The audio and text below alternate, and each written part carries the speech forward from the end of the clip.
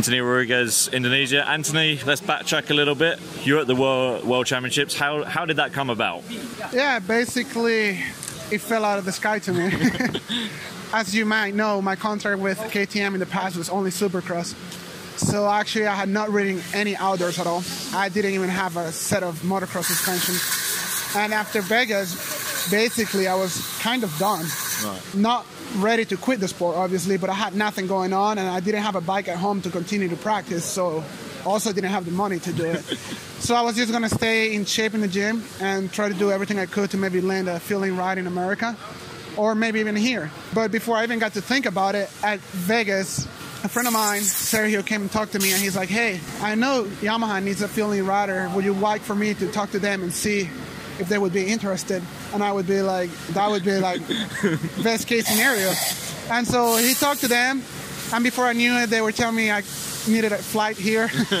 Well, not here, not in Asia, but Europe. Yeah. And before I knew how long the contract would be, before I knew anything, I got me a flying ticket, honestly. And once I got here, I had only packed for maybe a few weeks, because knowing from experience when I came last year for Honda, it was only a 2-week deal. Right. So I came here, and then when I read the contract, it was quite a lot better than I thought. It was like, yeah, you're right. You'll finish out the season unless Seba Biryakov can come back. And so I have at least a few more rounds. It is possible that he can come back for the last 2 maybe, right, but unlikely. But for me, it would be nice to see him come back. It's always good to see a rider come back from an injury. But we'll see. Yeah. I also want to race, but I don't want to keep nobody from racing, you know? Yeah, I got that deal, and then now, a month later, I already got an apartment rented in Belgium, and yeah, everything's flowing kind of good on that side, on the aspect of living and being together with the team. They're all being really nice. Training was going great. Some days I would have some amazing days. I would go really fast, and then when I went to Germany, I twisted my ankle really bad. And it's always those moments that are the most difficult, when you're ready to do good, when you're ready and you know you're prepared and you're just visualizing being in the podium and stuff like this. And then something like that happens, it brings you down quite a bit. But I was able to bounce back, and I was happy again. I was really looking forward to Indonesia, and I still am. Yeah. But yesterday, unfortunately, I had kind of a freak issue. I just hit a mud pile, and I ended over the Dragon's back. It was kind of like a slow motion crash, but the bad part was the bike landed on me, and it kind of pushed my collarbone into the chest, and it's really painful there. It's painful on the back.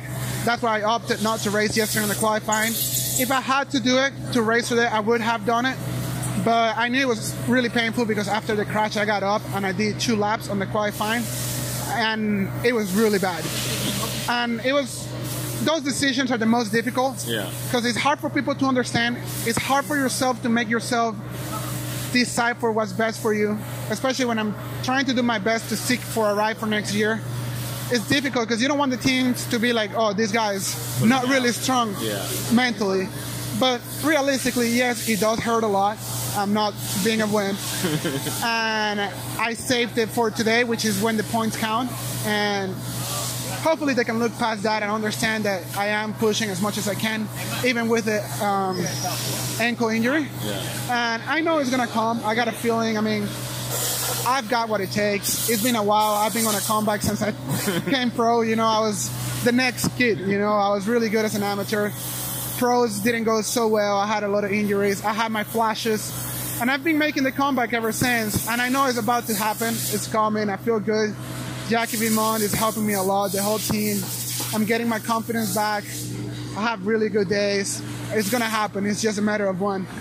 On that point, like you say, it's nice to have obviously you don't know when Sever's coming back exactly, but you know you've got a few rounds at least to build toward and start showing what you can improve. Yeah, it's amazing. Especially in my experience, I'm sure every rider out here has a story to tell, but mine has been quite different, I think. Every year has been a very last-second deal. I've only been able to ride the bike like 4 times before the Supercross starts, like 4 weeks, I mean. Same thing happened with Kawasaki, KTM. It was very last-second deal.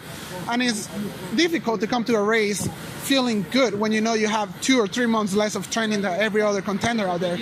And with this, it's different. Yes, I'm coming in the middle of the season. They had all winter to train, but I have the tools that it's required to do good, and I have the time that is necessary. So it changes your mindset a little bit. Of course, crashes like this might take a step back or two, but it's a matter of bouncing back, and I'm pretty strong at it. I've done it quite a bit, unfortunately. I wish I didn't have to say that, but yeah, I've learned from my mistakes, and like I said, once I get my momentum back going again, I'm gonna appreciate it that much more because I know how much I've had to work for it. I mean, 2016, when I was my own mechanic, my own team manager, my own everything, driving to the supercrosses, racing, making top 8s, you know, when you have a team like this, it just makes it that much easier, and you can appreciate it that much more. And in terms of the future, after this contract ends, I mean, you're riding for a ride next year. I mean, do you care where that is? If it's Supercross, it's America, if it's here, do you mind, or you just want to be riding a dirt bike? Motocross is my life. I don't come from a wealthy background, so that could be a little bit of an issue. If I don't have a team or anything, I may have to work. I don't know. But I am trying my best to show the world that I've got what it takes to be a contender, whether it is for the top 5 or a podium. And I love Europe at the moment. I wouldn't mind if I have a ride here. I would be more than happy to take it. It's actually kind of like Venezuela in the culture-wise. So I like it a lot. I have some family in Portugal. And the only thing is I would have to be 450 because I turned 23 this month. Okay. So that makes it a little more difficult, but not impossible if I do the good results. And then America, I mean, I've been there for close to 8 years. Yeah. I love it over there as well. And I'm quite happy that I've gotten over that step, that I can actually now live wherever I can. Yeah. Because when I was younger, you know, I moved to America. I was only 14 without a family. I had to learn everything. And I loved riding just like I do now. So that made it easy. But getting used to not being with the family, getting used to living by yourself in a motorhome with nothing to do, that was quite difficult. And when they first told me, hey, you have to come to California, as a little 17-year-old, I was not ready. And I did not want to do it, and I fought against it. And nowadays, I look at it and it's like, wow, I've overcome so much more, and I'm ready for whatever life brings to me. And it's like, back then I struggled to go to California, which is a 6-hour flight in the same country. Now I was super happy and didn't have any issues to fly overseas, and I'm enjoying it quite a lot. So it's good to see my own personal improvements besides the sport, just personal as well. So I'm quite happy with that as well. And like I said, I'm happy, I'm motivated, I'm looking forward to being good.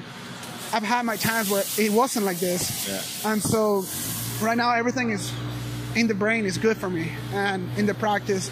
And I'm just waiting for that one ride that is going to get that monkey out of my back.